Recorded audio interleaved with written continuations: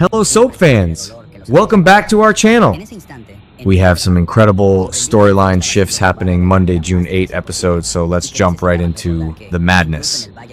Wait, is Lexie Carver actually going to die again after EJ just brought her back? Are the writers seriously going to rip our hearts out like this? And hold on a second, is Sarah Horton finally admitting she wants Xander Cook instead of Brady Black?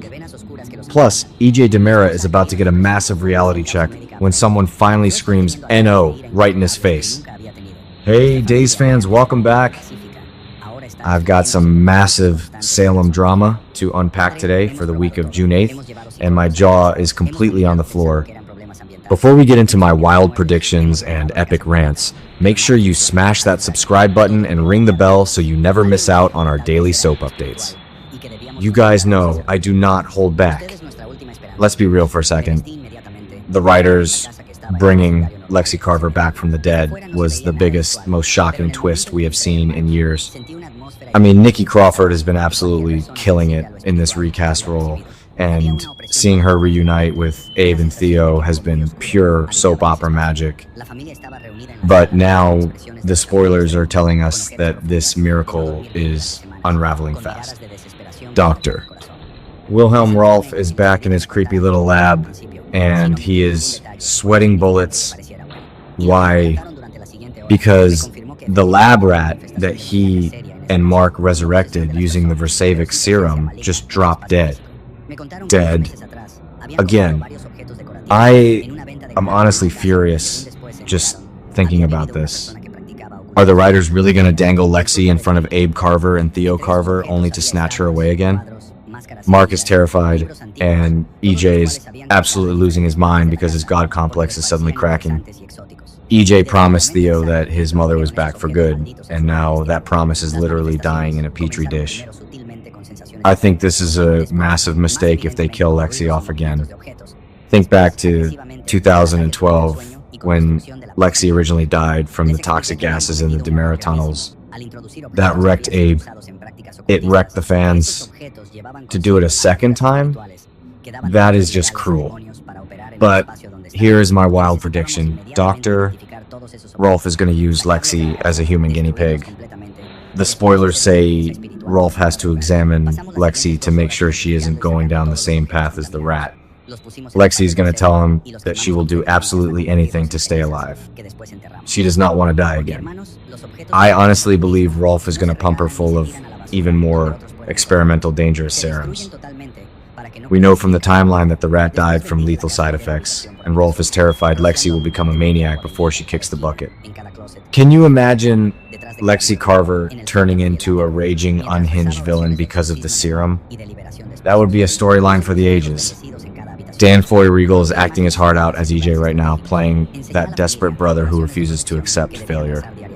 Moving on to the absolute disaster that is Sarah Horton's love life. Wow. Just wow. I can't believe the writers are making Sarah do this again.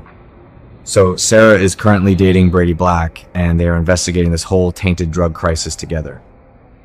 But Sarah's subconscious is screaming at her. According to the June 8th spoilers, Sarah has a vivid, steamy dream where Xander Cook is taunting her.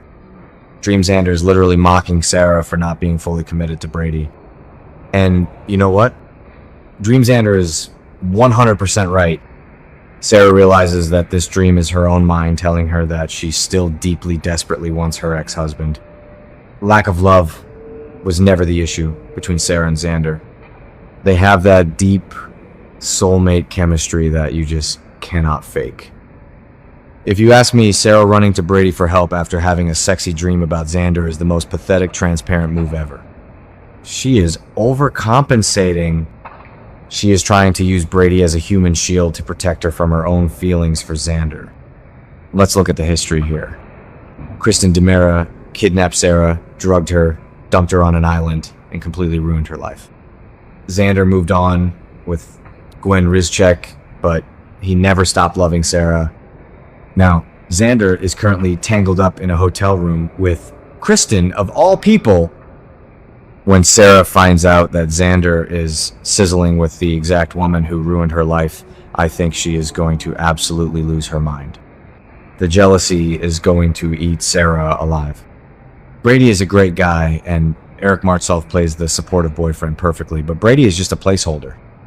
Sarah and Xander are endgame, and the writers need to stop dragging this out. Now, let's talk about the corporate bloodbath happening over at Titan. Philip Kiriakis and Xander Cook were actually doing a decent job playing nice as co-CEOs. I was shocked. But, of course, that fragile piece is completely over. Philip is mad as hell, and it is all because of Gabi Hernandez. We all know Gabi is a relentless schemer. Philip literally just dumped Gabi and kicked her out of the Kiriakis mansion because she was bugging his office for Tony DiMera. But Gabi never takes no for an answer.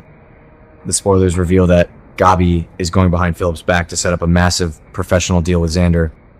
She wants to use her new DiMera inheritance to fix Titan's loan problems, and she is using Xander to get her foot back in the door. I am totally on Philip's side here. Jean-Paul Lavoisier is bringing so much fire to this role right now. Philip is screaming at Xander, telling him that he absolutely refuses to work with Gabi, even if it means Titan completely blows up and goes bankrupt. Philip's ego is bruised, his heart is broken, and he wants Gabi gone. But Xander only cares about the money and the power. Xander does not care about Philip's hurt feelings. Xander is perfectly willing to make a deal with the devil if it saves the company. I honestly believe this is going to lead to a physical brawl between Philip and Xander. Kate Roberts is trying her hardest to unite them for the upcoming corporate war against DiMera, but Kate's own marriage to Roman is built on lies right now, so she has zero moral high ground. Gabi is playing a highly dangerous game, and she is going to tear the Kiriakis family apart. Finally, we have to talk about EJ DiMera getting a massive slice of humble pie. The spoilers tease that EJ gets a firm, resounding NO. Let's break this down. EJ is rich. EJ is incredibly handsome. EJ is tall, powerful, and he is completely used to bullying everyone in Salem to get exactly what he wants. He uses his money, his looks, and his intimidation tactics to control his family and his company. But someone is finally standing up to him, and I am here for it. Who is it going to be? Is it going to be Johnny refusing to stay at DiMera Enterprises while Chanel is battling breast cancer? Is it going to be Kat Green deceiving him about her ISA investigation? Or is it going to be Lexie unleashing her absolute wrath on EJ for playing God with her life? If you ask me, it has to be Lexie. Think about the summer preview we just saw. Abe Carver physically kicks EJ out of Lexie's hospital room, and EJ gets a severe beatdown. EJ is going to try to use his wealth and his DiMera resources to force Dr. Rolf to fix Lexie, but biology is going to tell EJ no. You cannot buy your way out of death, EJ. The arrogance of this man is astounding. He honestly thinks that just because his last name is DiMera, he can rewrite the laws of nature. Watching EJ lose control, watching his money and his bullying tactics completely fail him is going to be the most satisfying television of the year. I cannot wait to see him squirm. This week is setting up some explosive summer storylines, and I am counting down the minutes until these episodes air. The writers are pushing these legacy characters to their absolute breaking points. Will Sarah ditch Brady and run back to Xander? Will Philip actually let Titan burn just to spite Gabi? And the biggest question of all, do you guys think Dr. Rolf can save Lexie, or is Abe about to lose the love of his life all over again? Let me know your wild theories in the comments below. Don't forget to like this video, subscribe to the channel, and I will see you guys next time for more Salem gossip.